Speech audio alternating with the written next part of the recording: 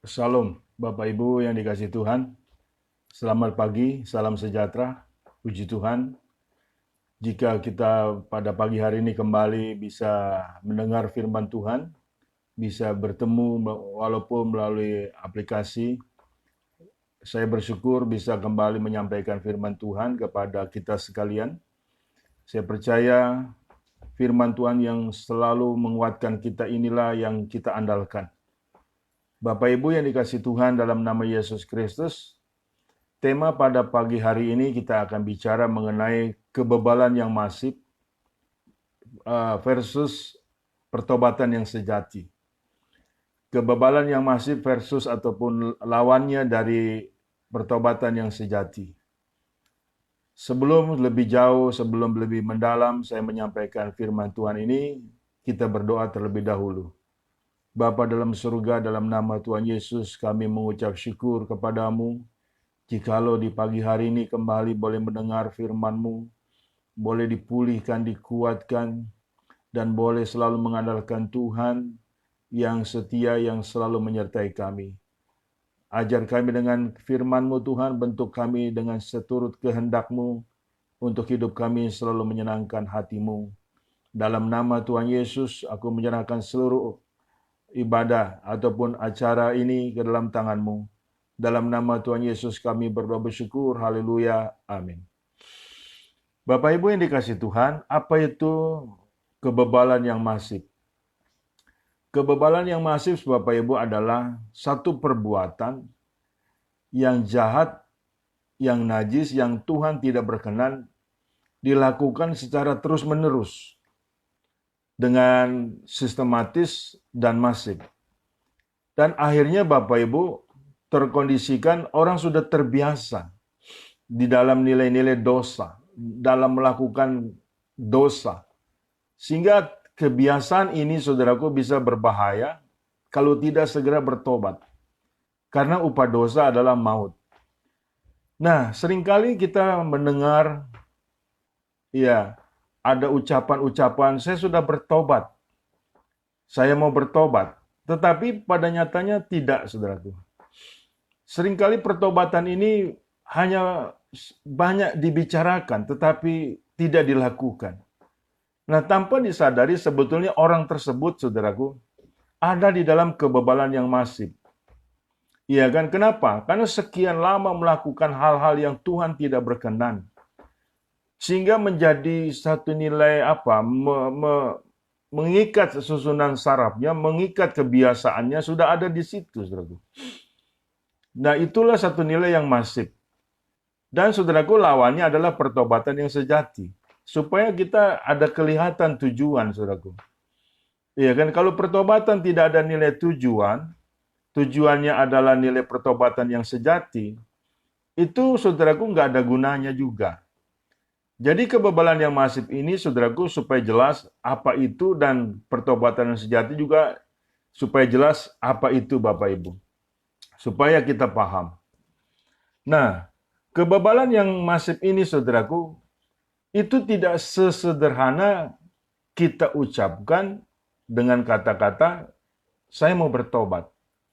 Iya kan? Kenapa? Karena ada kurun waktu yang bekerja yang akan teruji di situ. Karena kebebalan yang masif ini, Bapak Ibu, juga sudah dalam kondisi memakan waktu yang sekian lama, saudaraku. Jadi dibutuhkan nilai kesungguhan, saudaraku. Walaupun dalam hal ini kita sudah mendapatkan kasih karunia. Walaupun dalam hal ini kita sudah mendapatkan anugerah. Tetapi pertobatan ini harus sungguh-sungguh dilakukan. Jikalau tidak, bagaimana kita bisa, ya kan, mengalahkan nilai-nilai yang sekian lama kita berbuat dosa. Bagaimana untuk melepaskan hal itu, saudaraku? Nah, inilah penting bagi setiap kita, harus ada kesungguhan. Harus ada nilai kesadaran, saudaraku. Kalau tidak demikian, saudaraku, dalam kesungguhan, percayalah, pertobatan kita akan gagal. Hanya sebatas ucapan, tetapi tidak dalam kelakuan. Ini patut disayangkan, saudaraku.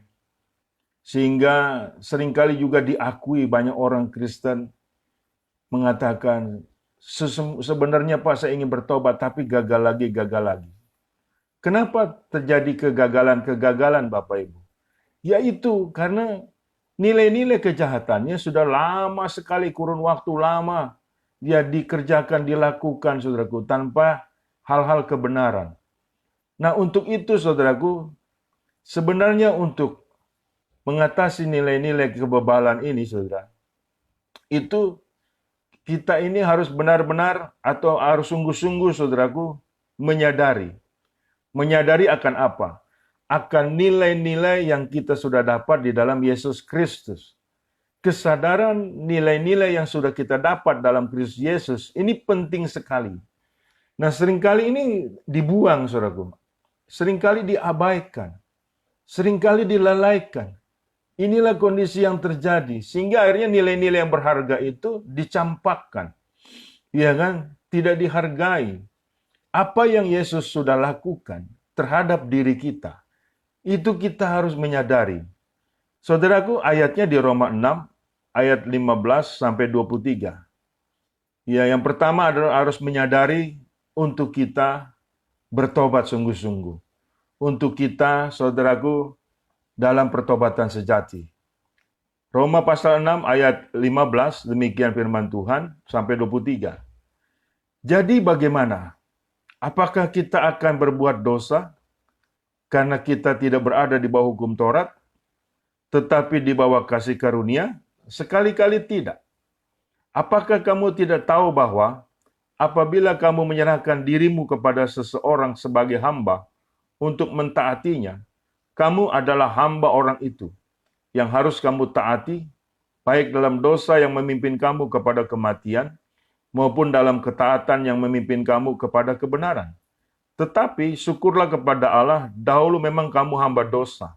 Tetapi sekarang kamu dengan segenap hati telah mentaati pengajaran yang telah diteruskan kepadamu. Kamu telah dimerdekakan dari dosa dan menjadi hamba kebenaran. Aku mengatakan hal ini secara manusia karena kelemahan kamu. Sebab sama seperti kamu telah menyerahkan anggota-anggota tubuh menjadi hamba kecemaran, dan kedurhakaan yang membawa kamu kepada kedukaan, bebas dari kebenaran, dan buah apakah yang kamu petik daripadanya? Semuanya itu menyebabkan kamu merasa malu sekarang karena kesudahan semuanya itu ialah kematian. Tetapi sekarang setelah kamu dimerdekakan dari dosa, dan setelah kamu menyadari menjadi hamba Allah, kamu beroleh buah yang membawa kamu kepada pengudusan. Sebagai kesudahannya ialah hidup yang kekal. Sebab upah dosa ialah maut, tetapi kasih karunia Allah ialah hidup yang kekal dalam Kristus Yesus Tuhan kita. Saudara, ayat firman Tuhan ini memposisikan atau mendisposisikan diri kita secara real. Ayat 15, saudaraku, dikatakan, jadi bagaimana? Jadi bagaimana? Kalimat pertama ini adalah mengangkat kita dalam kesadaran diri kita yang sesadar-sadarnya sebagai orang yang sudah dewasa, sebagai orang yang sudah paham, sebagai orang yang sudah mengerti makna firman Tuhan, sebagai orang yang sudah tahu, saudaraku, dan sebagai orang yang percaya bahwa kita adalah orang yang sudah diselamatkan dan telah mendapatkan anugerah. Jadi di sini, jadi bagaimana dalam kondisi seperti ini, apakah kamu mau berbuat dosa lagi? Karena mentang-mentang di dalam anugerah, di dalam kasih karunia. Semua itu berpulang kepada diri kita, saudaraku. Semua itu dikembalikan kepada diri kita. Jadi bagaimana? Bapak, Ibu, dan saya mau melakukan dosa lagi? Mentang-mentang sudah mendapatkan anugerah? Sudah barang tentu tidak. Dari situlah terlihat, Bapak, Ibu, perkembangan, kedewasaan. Iya kan? Bahwa dulu kita siapa, sekarang kita siapa. Justru dalam anugerah Tuhan ini, Bapak, Ibu, kita menyadari bahwa kita adalah dulu orang berdosa, sekarang tidak lagi. Seharusnya demikian, saudaraku. Sehingga tidak ada satu nilai dosa dibuat-buat lagi, saudaraku.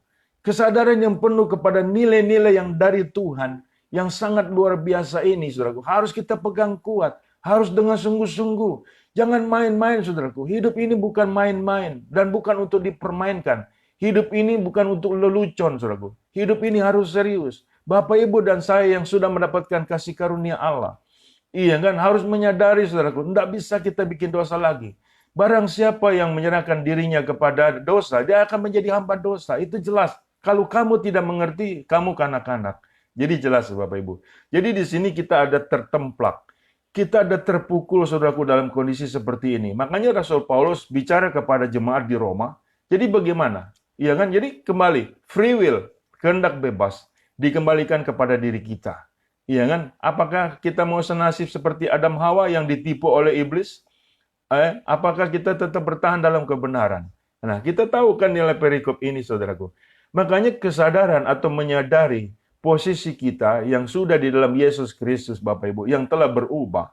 Dari dulu, yang dulunya hamba dosa, sekarang hamba kebenaran. Jangan berubah lagi, saudaraku. Untuk tetap di situ. Dan kesadaran ini perlu dijaga sampai kita meninggal, saudaraku. Sebab kalau tidak demikian, saudaraku, kita akan jatuh lagi kepada dosa yang lalu-lalu.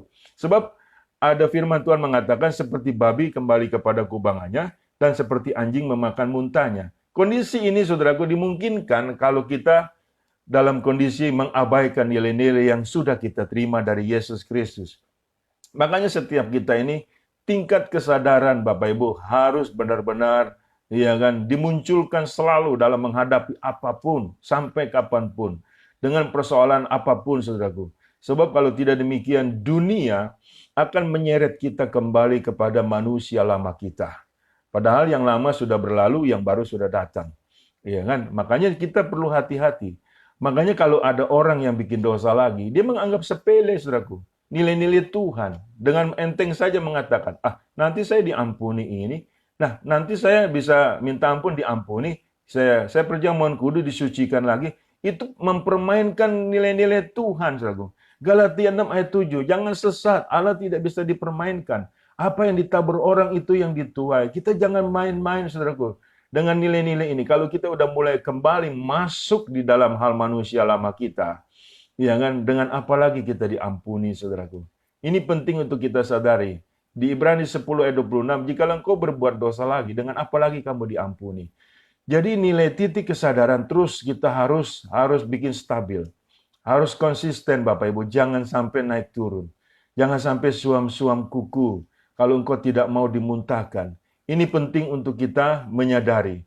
Kesadaran akan nilai-nilai yang sudah kita dapat di dalam Kristus Yesus, saudaraku, ini penting sekali. Ya, makanya hidup dalam pertobatan itu adalah hidup menyadari. Kita hidup karena anugerah Tuhan saja. Bukan kita balik. Anugerah itu kita ingin supaya bikin dosa di balik anugerah itu. Itu adalah kelicikan kejahatan, saudaraku. Sehingga tidak ada daya pertahanan lagi. Iblis diuntungkan dalam hal itu. Makanya Yakobus 4 ayat 7. Tunduklah kepada Allah, lawanlah si iblis, maka dia lari dari hadapanmu. Jadi ketundukan kepada Allah, hormat kepada Allah, dalam pertobatan, rendah hati kepada Allah, ini penting. Supaya nilai-nilai si jahat bisa kita lawan. Kita bisa menang atas nilai kejahatan. Kita bisa menang atas nilai-nilai dosa. Memang dulu kita hamba dosa, sekarang tidak lagi oleh karena darah Yesus Kristus. Puji Tuhan. Saudaraku, yang kedua saudaraku di sini, saya mencatat di sini adalah menghargai, saudaraku. Iya kan, untuk mempunyai pertobatan yang sejati harus menghargai. Dan untuk menghilangkan kebebalan yang masif harus menghargai. Di 1 Korintus 5 ayat 7 sampai 13. 1 Korintus 5 ayat 7 sampai 13. Buanglah ragi yang lama itu supaya kamu menjadi adonan yang baru. Sebab kamu memang tidak beragi. Sebab anak domba Paskah kita juga telah disembelih, yaitu Kristus.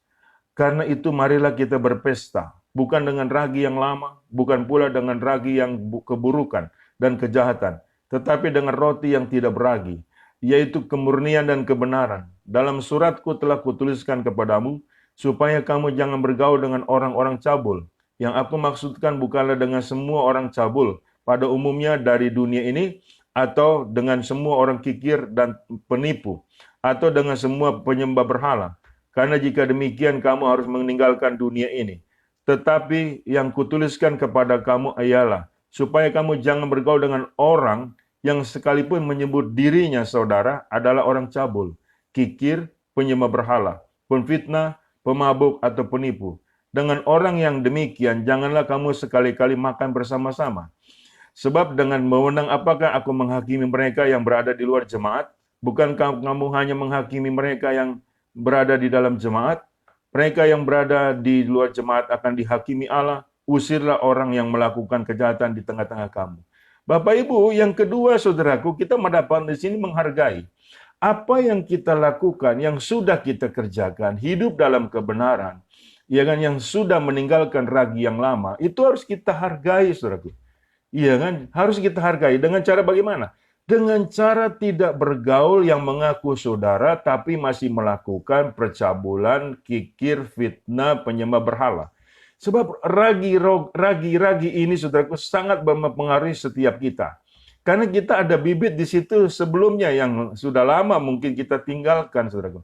Jadi yang mengaku saudara seiman, tapi masih melakukan kejahatan, kita harus jauhi, saudaraku. Sebab pengaruh orang-orang ini sangat besar ketimbang orang-orang yang di luar Kristus. Orang yang di luar Kristus, sebodoh amat dia mau melakukan nilai yang jahat, pasti tidak bisa dipengaruhi oleh kita. Saya mempelajari hal ini, Bapak Ibu. Orang yang dipengaruhi nilai-nilai keimanannya adalah sesama anak Tuhan, ngaku saudara, tapi saudara palsu. Mereka masih melakukan kejahatan. Pengaruh inilah yang disebut ragi. Ya kan, saudaraku? Sehingga pada akhirnya mempermudah kita berbuat dosa lagi. Nah, kita nggak menghargai apa yang kita lakukan. Kenapa? Karena kita mencontoh mereka. Apalagi kita kalah hawa. Apalagi kita kalah pergaulan. Iya kan, mereka Kristen, ngaku Kristen, tetapi mungkin dia sebagai atasan kita, sebagai teman dekat kita, sebagai orang yang mempengaruhi kita. Gitu kita lemah. Makanya yang begini-begini harus dijauhi orang-orang semacam ini, Bapak Ibu. Sehingga pada akhirnya kita benar-benar memperoleh nilai-nilai menghargai apa yang kita sudah lakukan.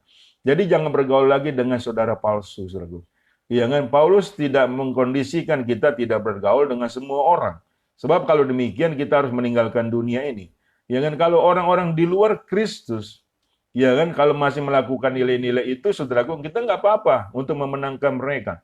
Tapi kalau kita masih sama-sama di dalam Kristus, sementara ada saudara-saudara kita yang melakukan nilai kejahatan, ya kan, ini kalau kita tidak jauhi, lambat laun akan memicu kembali, ya kan, saudaraku, seperti babi kembali kepada kubangannya. Makanya, saudaraku, banyak orang Kristen tidak menghargai nilai-nilai yang sudah dia lakukan sekian lama. Ada satu cerita, Bapak Ibu, ada temannya yang dulu sering sama-sama ke panti pijat. Kemudian lama tidak bersua dan ngobrol-ngobrol, ternyata dia juga sudah Kristen. Ya kan, dia juga sudah Kristen. Kemudian dia puji Tuhan, dia bilang bahwa kita sudah di dalam Yesus sudah diselamatkan. Ngomong-ngomong, kita sudah lama ya tidak ke tempat ya ke situ. Ke situ maksudnya tempat yang mereka seringkali pergi, Bapak Ibu, ke mana ke tempat-tempat yang tidak bagus, yang tidak baik. Ternyata temannya ini, saudaraku, yang sudah bertobat menyatakan, aku sudah tidak mau, aku sudah bertobat, aku sudah sungguh-sungguh di dalam Tuhan. Dia bilang apa? Sok suci kamu, iya kan? Kita kan dulu bagaimana, ya sama-sama kita lakukan, tidak apa-apalah sekali-sekali. Nah, akhirnya ngikut, saudaraku. Nah, akhirnya kan lebih bobrok daripada yang lalu-lalu. Akhirnya dua-dua sama-sama kecebur ke dosa yang sama. Dan akhirnya celaka semua, saudaraku. Ini namanya nggak menghargai sekian lama, sekian tahun melakukan nilai-nilai kebenaran, hanya dengan waktu 2 jam hilang semuanya, saudaraku.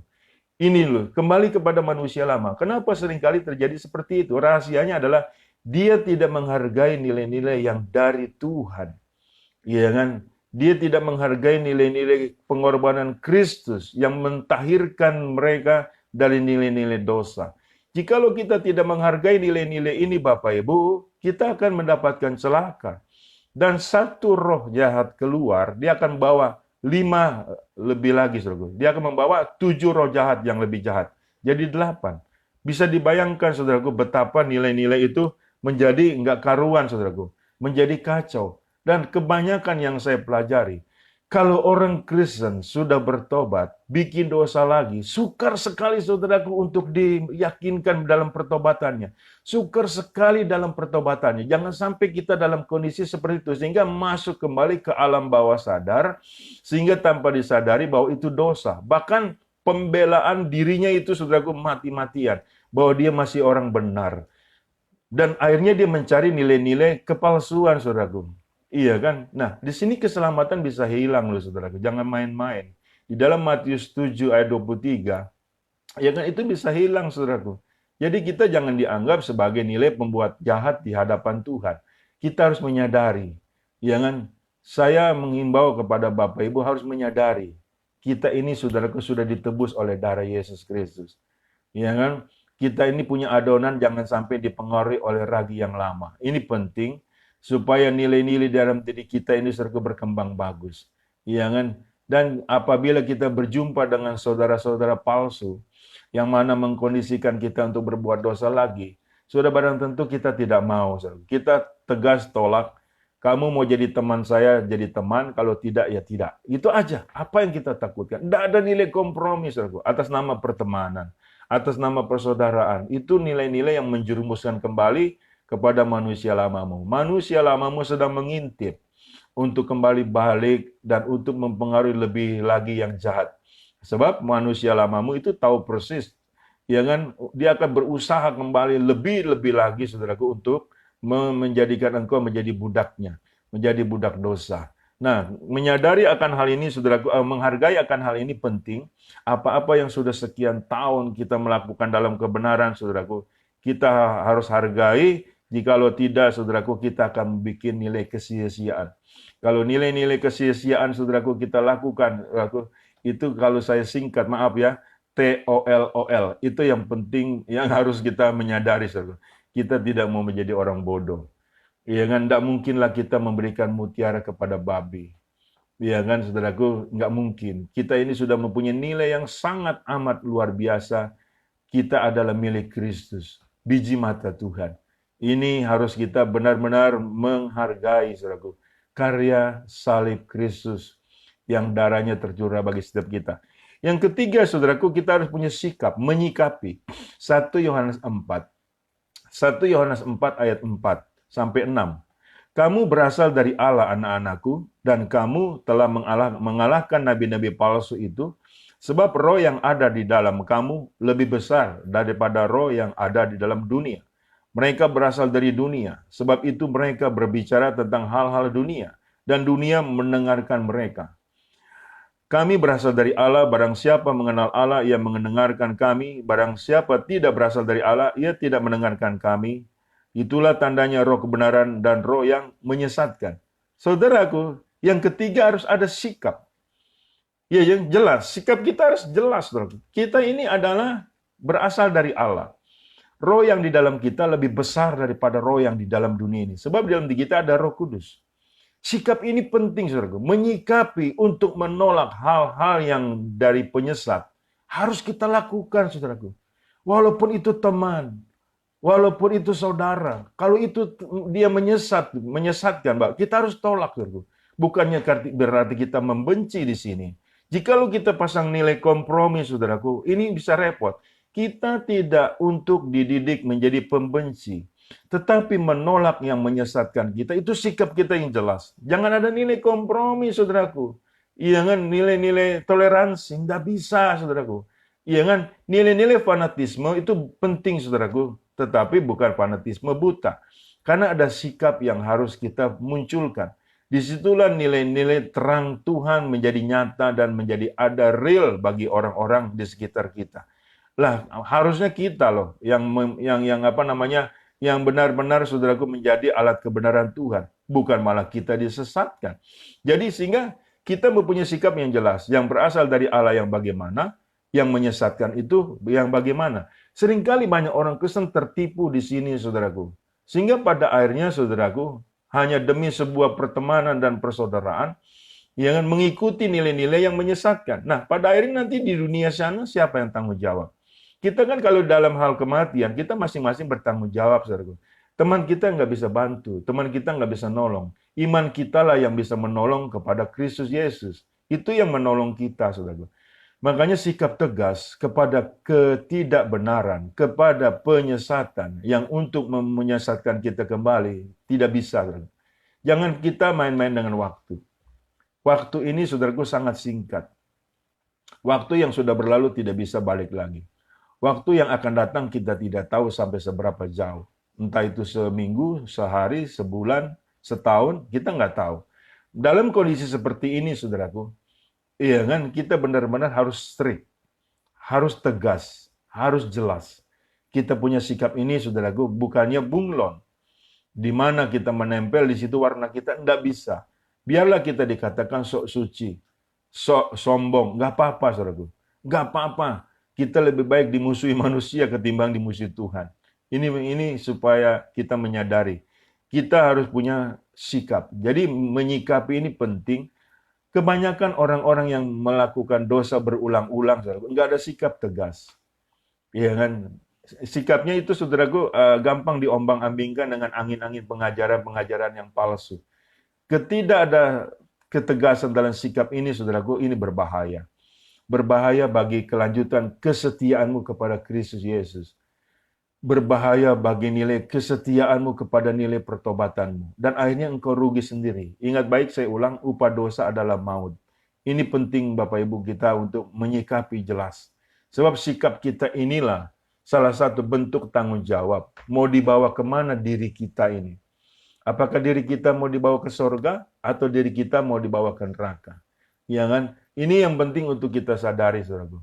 Yang sikap-sikap inilah harus kita munculkan saat ada tantangan untuk kita berbuat dosa. Iya kan? Kita harus bilang secara asertif, kita tolak secara halus, tanpa menyakiti hati seseorang. Misalnya dulu kita seringkali ya kan ke tempat-tempat yang tidak baik, diajak lagi. Kita punya sikap jelas. Kita ini adalah anak Tuhan. Roh dalam kita lebih besar. Apa artinya? Di dalam kita ada roh pencipta, roh kudus. Artinya mengalahkan roh-roh yang sesat. Roh-roh yang miskin dan lemah, roh-roh yang najis. Penting ya Bapak Ibu, sikap kita harus jelas sebagai anak Tuhan. Jangan sampai kita diombang-ambingkan dengan ajaran-ajaran yang gak jelas, dengan ajakan-ajakan yang menjerumuskan kita. Kita ini bukan kanak-kanak lagi. Kita ini sudah dewasa. Mungkin umur kita, saudaraku, sama. Saya sudah kepala 5, saudaraku. Banyak kepala saya. Tetapi kalau jatuh lagi dalam dosa, wah, saudaraku, itu rugi besar. Jangan sampai terjadi. Sikap saya jelas. Di dalam apapun, kita selalu mengandalkan Roh Kudus yang menuntun kita dalam kebenaran dan seluruh kebenarannya. Kemudian yang keempat, saudaraku, yang keempat adalah mengimani. Sikap kita yang keempat adalah mengimani untuk kita dalam pertobatan sejati. Ya kan? Sehingga tidak terjadi nilai kebebalan yang masif, saudaraku. Mengimani, Galatia 2 ayat 20. Galatia 2 ayat 20 sampai 21. Namun aku hidup, tetapi bukan lagi aku sendiri yang hidup, melainkan Kristus yang hidup di dalam aku. Dan hidupku yang kuhidupi sekarang di dalam daging adalah hidup oleh iman dalam Anak Allah yang telah mengasihi aku dan menyerahkan dirinya untuk aku. Aku tidak menolak kasih karunia, sebab sekiranya ada kebenaran oleh hukum Taurat, maka sia-sialah kematian Kristus. Nah, di sini, saudaraku, ada sikap mengimani, saudaraku. Iya kan? Kita ini beriman kepada siapa? Kalau kita beriman kepada Kristus, walaupun kita masih dibalut nilai kedagingan, hidup kita adalah Kristus. Hidupku bukan aku lagi, tapi Kristus hidup di dalamku. Itu yang dinyatakan oleh Rasul Paulus. Sekalipun kita hidup masih menjadi manusia, tapi ada iman kepada Kristus. Ada satu nilai yang kita pegang, kepercayaan kepada Kristus dengan firman-Nya, dengan keinginannya, dengan kehendaknya. Kita nggak bisa hidup semau gue lagi, saudaraku. Iya kan? Seringkali kita terbawa kembali kepada nilai kompromi. Pak, kita kan adalah masih seperti manusia biasa. Kita kan masih hidup dalam dunia. Kita maklum lah Pak kalau bikin dosa. Itu orang goblok, Bapak Ibu. Itu orang bodoh sekali kamu bikin permakluman dalam hal ini. Itu yang disukai iblis. Kita tidak bisa begitu, saudaraku. Harus ada yang kita imani. Jikalau kita mengimani kepada nilai-nilai kebenaran dalam Kristus, ya disitulah kita hidup, saudaraku. Bukan lagi nilai-nilai memasang diri kita sebagai orang yang berkompromi. Tidak bisa, saudaraku. Makanya mengimani ini penting. Kalau kita seringkali ditanya, engkau beriman kepada siapa? Kepada Yesus Kristus. Tapi nyatanya, saudaraku, enggak melakukan nilai yang Tuhan inginkan. Sebab iman tanpa perbuatan, hakikatnya adalah mati. Itu penting, saudaraku. Sehingga pada akhirnya, nilai-nilai kebebalan yang sekian lama kita lakukan, tahap demi tahap, saudaraku, akan pupus. Akan digantikan oleh pertobatan yang sejati. Automatically, pada saat kita meninggalkan kebebalan, yang tidak lagi melakukan secara rutin nilai-nilai, walaupun secara jarang-jarang nilai-nilai kejahatan, tetapi kita rutin melakukan nilai-nilai kebaikan, kita memiliki pertobatan yang sejati. Pertahankan itu baik-baik, saudaraku. Iya kan? Sehingga pada akhirnya, saudara, kita hidup dalam kebenaran sampai kita dipanggil pulang ke surga. Puji Tuhan, saudaraku. Saya percaya firman Tuhan ini tidak pernah kembali dengan sia-sia. Setiap kita, saudaraku, tidak akan pernah kembali untuk kompromi. Tidak akan pernah mempergunakan kata-kata hilaf, kata-kata toleransi untuk kita berbuat dosa. Kalau itu dosa, kita sudah ada kewaspadaan di situ, kita sudah bisa membedakan nilai yang dari Tuhan mana yang bukan. Ya, jelas. Di situ kita dituntun oleh firman Tuhan, dituntun oleh kehendak Tuhan, sehingga kita tidak bisa lagi ditipu oleh iblis yang menyamar sebagai malaikat terang. Siapapun dia tidak bisa tipu kita, saudaraku. Ya kan, karena kita ada Roh Kudus yang selalu menyertai kita sampai akhir zaman. Roh kebenaran ini jangan sampai padam di dalam hati kita, di dalam diri kita. Sebab roh kebenaran inilah yang menuntun kita ke dalam seluruh kebenaran Tuhan di dalam Yesus Kristus. Saya percaya firman Tuhan ini menguatkan kita. Bukan hanya menguatkan, memastikan kita hidup tidak lagi dalam dosa. Kita hidup tidak lagi dalam hal-hal yang jahat, tapi kita hidup dalam pertobatan yang sejati. Tuhan Yesus memberkati kita sekalian, kita berdoa. Bapa Surgawi, aku sudah menyampaikan firman-Mu. Aku sudah menyampaikan isi hati-Mu ya Tuhan. Agar setiap yang mempunyai kebebalan yang masif itu hilang. Tergantikan dengan pertobatan yang sejati. Tuhan, kami ingin selalu hidup dalam Tuhan. Kami tidak mau lalu dalam hadirat Tuhan. Kami ingin selalu dipakai oleh Tuhan sebagai alat kemuliaan-Mu. Biarlah hal ini menjadi hal yang menjadi patokan hidup kami. Kami hidup tidak muluk-muluk sebab kami hidup sudah dalam anugerah Tuhan yang kami menyadari, yang kami mengetahui bahwa hidup kami bukan kami lagi, tapi Kristus Yesus yang hidup dalam kami. Terima kasih Bapa, Tuhan memberkati jemaat-Mu dimanapun mereka berada yang mendengarkan acara ini. Tuhan jamah, Tuhan berkati. Mereka yang sakit Tuhan sembuhkan. Mereka yang terikat kuasa gelap Tuhan lepaskan. Mereka yang beban berat Tuhan angkat beban mereka. Mereka yang berkekurangan Tuhan berikan kecukupan. Terpuji-pujilah nama Tuhan kekal selama-lamanya. Di dalam nama Tuhan Yesus aku berdoa bersyukur. Haleluya. Amin. Bapak Ibu, terimalah berkat dari Allah Bapa di dalam cinta kasih Tuhan kita Yesus Kristus, di dalam persekutuan dengan Roh Kudus yang selalu menyertai kita. Mulai dari saat ini sampai Maranatha, Tuhan datang kali yang kedua menyebut kita sampai selama-lamanya dari kekal sampai kekal. Haleluya. Tuhan Yesus memberkati, sukses menyertai Bapak Ibu sekalian. Amin.